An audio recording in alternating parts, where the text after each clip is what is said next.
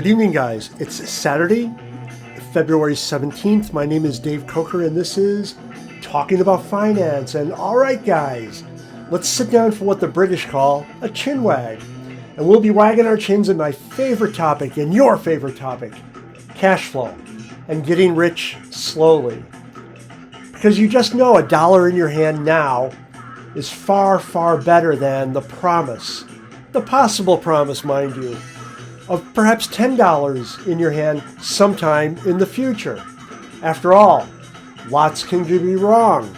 You have to be a trusting soul to blindly keep all your wealth in what I consider dormant assets, such as stock indexes, which don't really pay dividends. Whenever I say that, someone objects, and yeah, I know.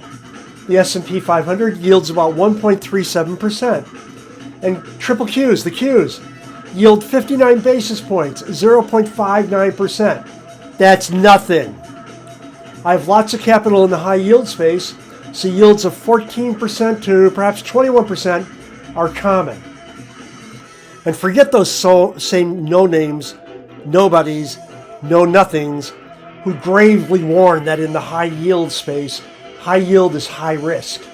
They've clearly never thought about holding a fund that may hold hundreds of issues and manage out weaker players before the default. That's what you're paying for with the expenses. Oh yeah, and this insight that when you hold a large basket of high yield securities, the marginal default rate is incrementally higher than treasuries, that came to you compliments of Michael Milken. And if you don't know who he is, or if you haven't read any of his papers, then you really shouldn't be commenting on high yield debt. But getting back to the S&P 500 and the Qs, you ain't got to be living off the cash flow from holding those indices unless you happen to have 8 figures to tie up. But let's face it, if you have 8 figures to tie up in indexes, you're in a completely different space and you don't need to invest because it's tough to believe you couldn't live your entire life and then some off that pile of cash. But the rest of us need to be in the markets. And you don't need to take bad advice from someone who just got into stocks a few years ago and is just learning. And what kind of advice is that? Bad advice. So don't even go there. But it's an awesome night to talk about finance. The S&P 500 finished down on the week about 42 basis points, 0.42%. 7 sectors outperformed the index with energy at the top. 2 sectors, real estate and communication services, posted small losses but outperformed the S&P 500. And 2 sectors underperformed the S&P 500, discretionary and technology. And look at the impact technology has upon the S&P 500. In spite of all the winning sectors, tech is down for the week, so the S&P 500 finished down for the week.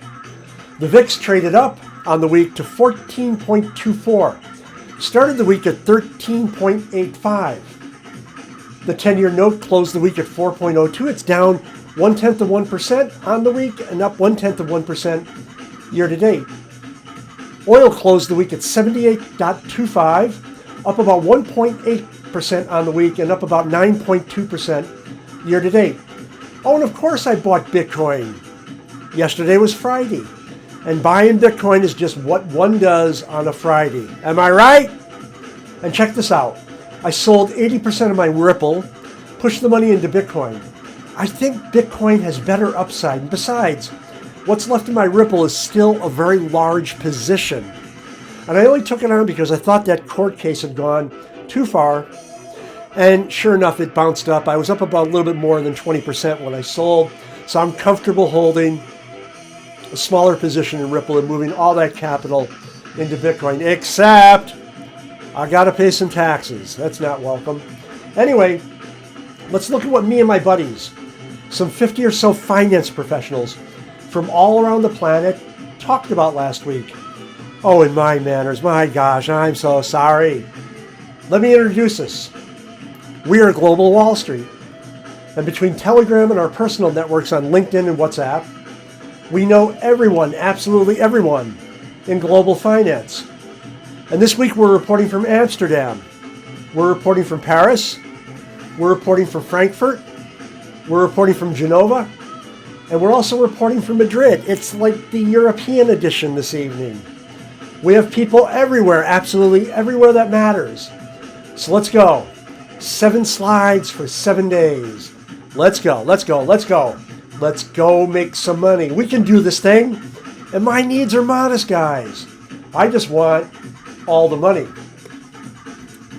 Now, there's an old expression about work and save until your bank account looks like a phone number. And yeah, there's lots of phone numbers out there. I don't know the genesis of that expression. I've been hearing it for a long time. I wonder if they had 911 when that expression first got mainstreamed or became something that people said. So yeah, here we go. This individual has a bank account, and sure enough, it looks like a phone number, a bank balance, I should say, and it looks like a phone number, but it's not exactly what you'd want. So you got to keep that in mind. Maybe that person is rich by some people's standards, and you do have to think about this. And here's a really good one about being first world poor. I like this one a lot. And the thing is, I spent a lot of my career working down in Africa and over in the Gulf region, Middle East, and we don't realize in the West how blessed we are and how you can take even some of the poorest people in the West, and no disrespect to them, but they're far better off than the poorest people or even the poor people in developing nations. And having been in developing nations, I do have to tell you this. I've seen people in developing nations who I considered poor, and they were giving money to somebody that looked really, really bad. And in the States and in the UK, sometimes the people that are just, well off, they just don't show enough charity to other people or consideration to poor people. It's sort of bad from my point of view, and I'm not going to say I know what the answer is. It's just an observation. But yeah, a lot of people in the West don't really realize how blessed we are. And yeah, you can be poor in the West, but it's still a first world type of poor.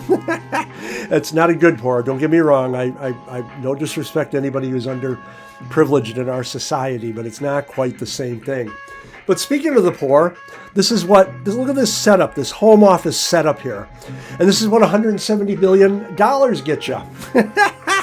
And that is Mark Zuckerberg. And now, I'll be honest, I don't like the guy's company, Facebook, at all. I don't like the ethos. But I have to massively respect this.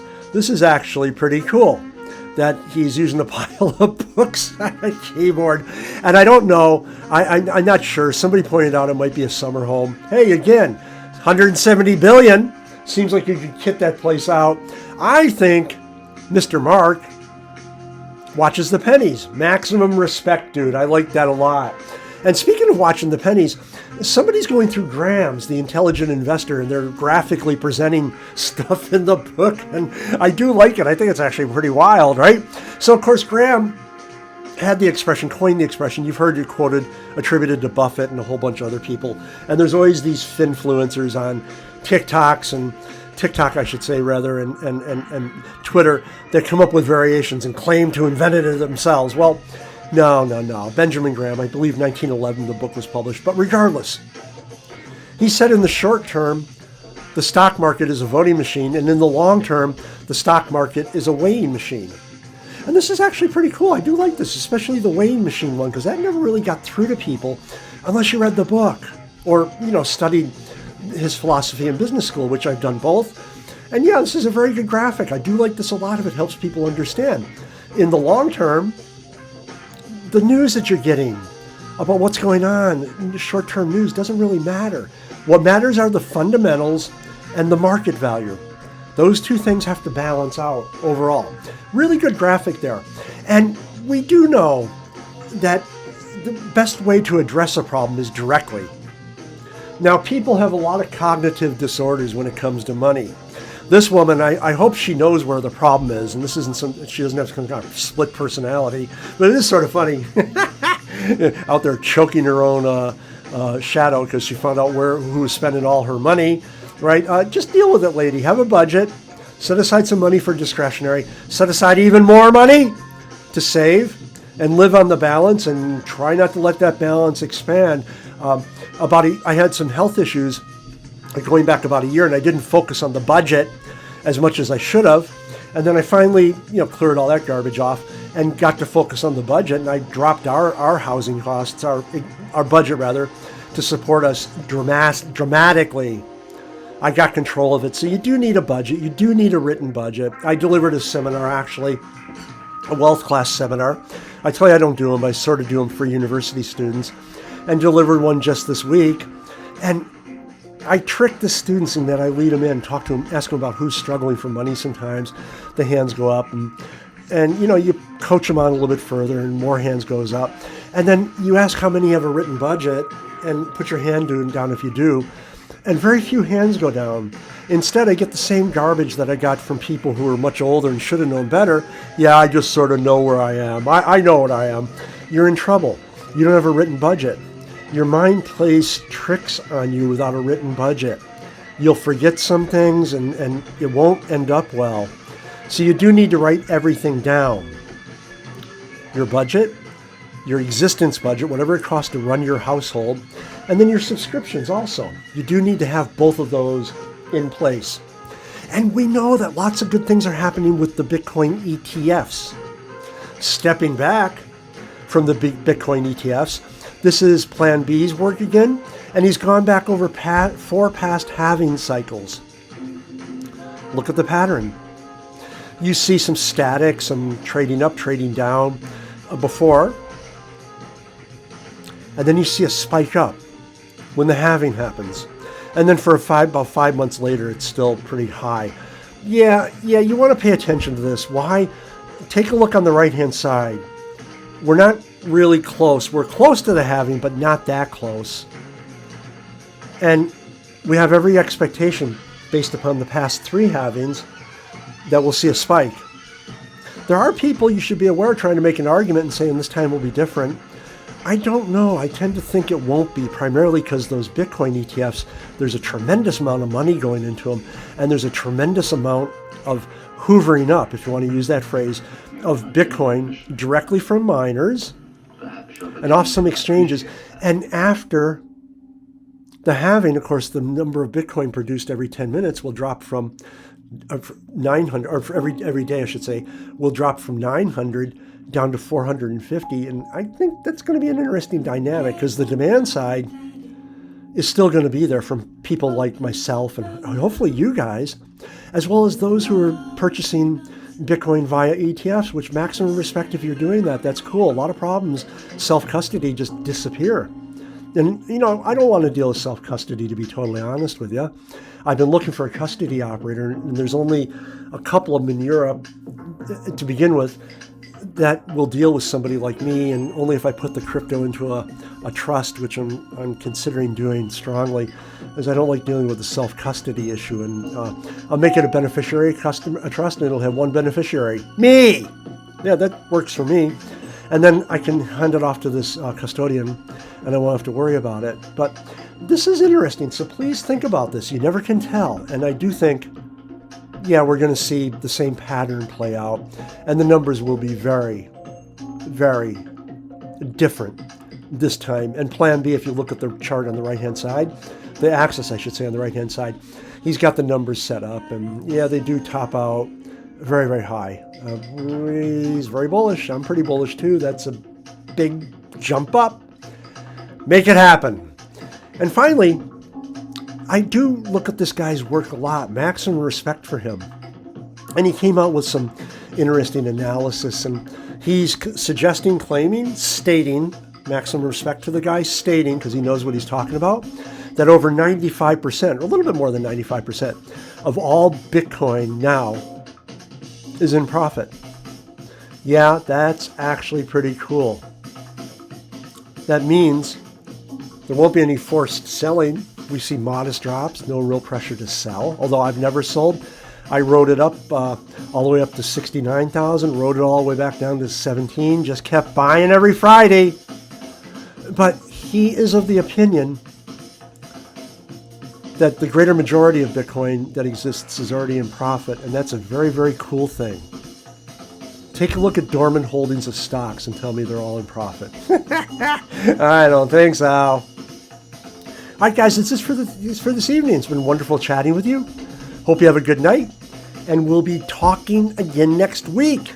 And during the week, please buy yourself some Bitcoin. Take a look at stocks, dividend-paying stocks. Maybe put some money in there. And whatever you do, hold on to your money if you can't find an investment worthy of it. Don't feel you have to invest. What you have to do is save. Take care, guys.